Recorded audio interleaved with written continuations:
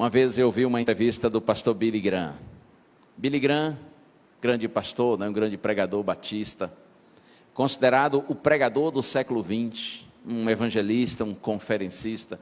Ele faleceu há 2 ou 3 anos.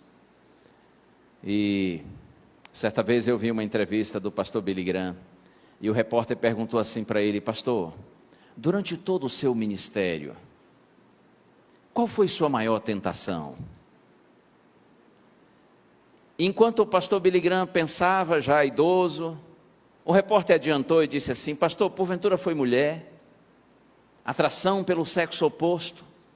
Essa foi a maior tentação que o senhor precisou conviver durante todo o seu ministério?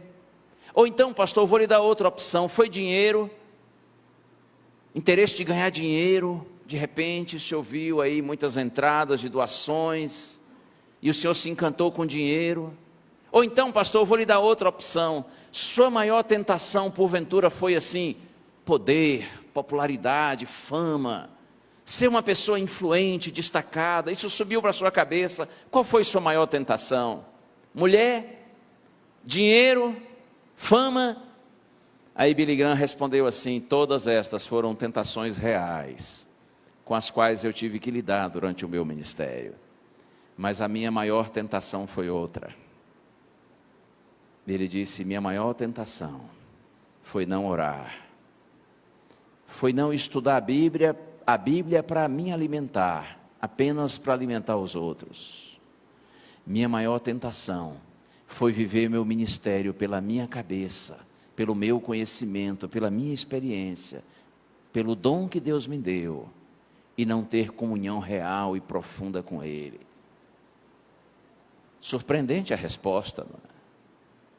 Pastores também são tentados a não orar. Anciãos da igreja, líderes do ministério de mordomia cristã, professores da escola sabatina, diáconos, enfim, nós líderes da igreja também somos tentados a não orar. Nós também somos tentados a não nos rendermos à palavra de Deus todos os dias, para nos alimentarmos dela e assim ajudarmos a alimentar a igreja. Ei, nós somos sim, temos que admitir isso. Nós temos que admitir nossa vulnerabilidade.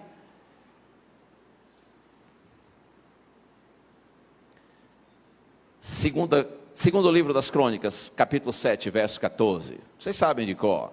E se não sabem, deviam saber. Preciso estudar mais a Bíblia. Oh! Eu nem sei se vocês não sabem, já estou batendo. Calma, pastor.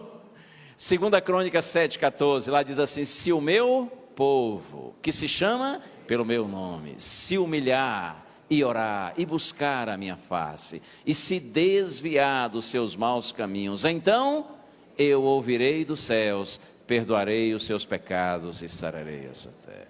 Está vendo? Não mereciam apanhar. Perdão. Se o meu povo, diz Deus. Ei, Deus não está falando aqui para os ímpios, para os pagãos, para os perdidos. Deus diz assim: se o meu povo, que se chama pelo meu nome, se humilhar e orar. Irmãos, a oração é um ato de humildade. Talvez seja por isso que a gente ora pouco. Talvez seja por isso que os irmãos mais simples são os que oram mais. Porque quando você ora, você reconhece sua carência, sua dependência, sua insuficiência. Então é por isso que Deus diz assim: se o meu povo, que se chama pelo meu nome, se humilhar e orar. Porque para orar tem que se humilhar, tem que reconhecer que precisa. Os que oram são aqueles que são dependentes, que não se acham autossuficientes. Se o meu povo, que se chama pelo meu nome, se humilhar e orar e buscar a minha face, e já como resultado disso se desviar dos seus maus caminhos, porque é impossível pecar na presença do Senhor.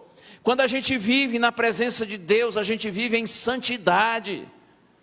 Santidade, inclusive, irmãos, não é algo que Deus exige, é algo que Deus oferece.